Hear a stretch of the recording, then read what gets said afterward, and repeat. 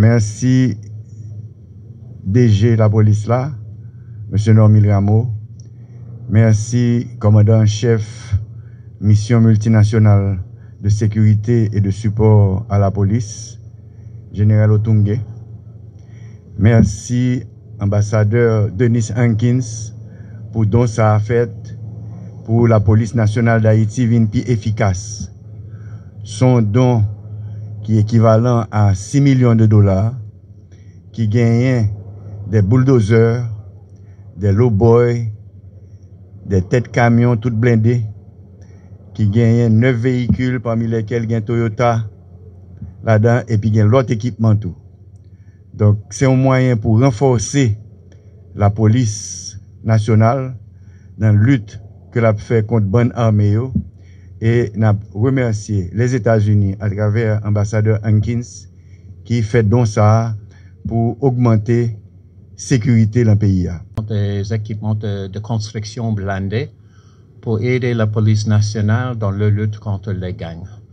Nous savons que depuis longtemps, c'est l'une des tactiques des gangs de créer des barrières, de créer les blocages, puisque la police nationale, que l'armée nationale, que MSS ne peut pas entrer dans les zones en conflit. Alors avec ces équipements, ça donne la capacité, ça probablement double la capacité de police nationale d'engager dans ces opérations pour faire le clearing des zones, puisque les forces d'ordre peuvent entrer dans les zones dans l'influence des gangs. C'est quelque chose de long terme. C'est une don du département d'État américain, en particulier le département INL, qui traite des questions de lutte contre la criminalité internationale.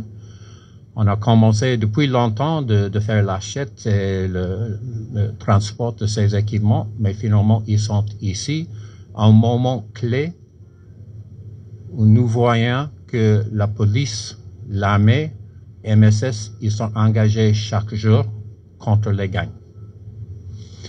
On a continué pendant l'année dernière de renforcer la capacité de MSS qui maintenant, ils sont arrivés à plus ou moins 1000 participants, mais nous n'avons pas jamais oublié l'importance de renforcer la capacité nationale.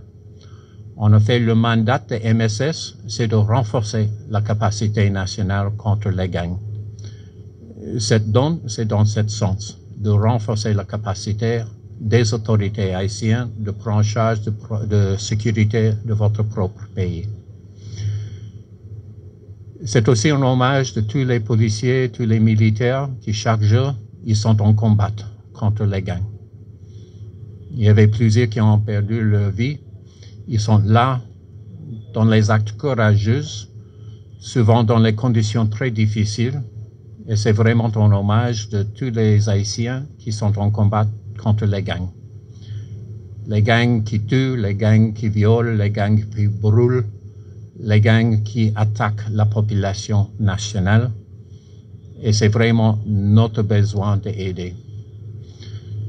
Bien sûr, il y a une nouvelle administration à Washington, mais déjà, le secrétaire d'État Rubio, qui avant c'était sénateur de Floride, qui a même visité Haïti 3 fois, Il a déjà parlé de l'importance de sécurité haïtienne, de reprendre la sécurité du pays.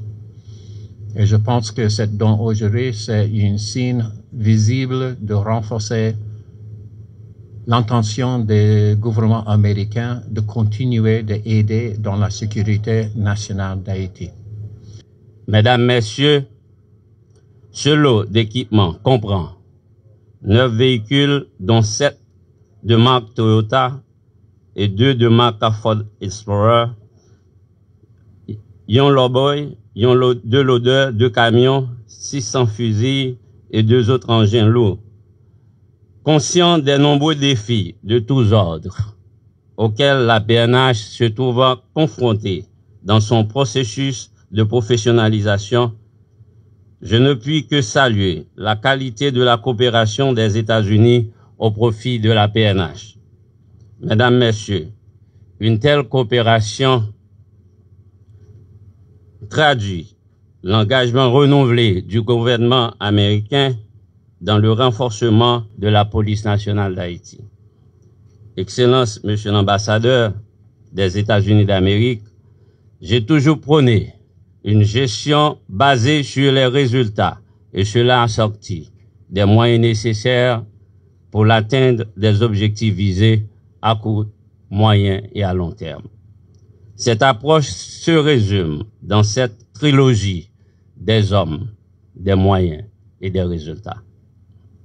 Mesdames, Messieurs, en cette occasion de remise officielle de tels équipements qui vont renforcer, bien sûr, les capacités opérationnelles de l'institution dans la lutte anti-gang qu'elle livre au quotidien, je veux tant en mon nom propre qu'en celui de l'institution policière et en général exprimer ma gratitude profonde au gouvernement américain et en particulier à l'ANL pour la qualité du support logistique fourni durant 7 ans d'existence de la police nationale d'Haïti.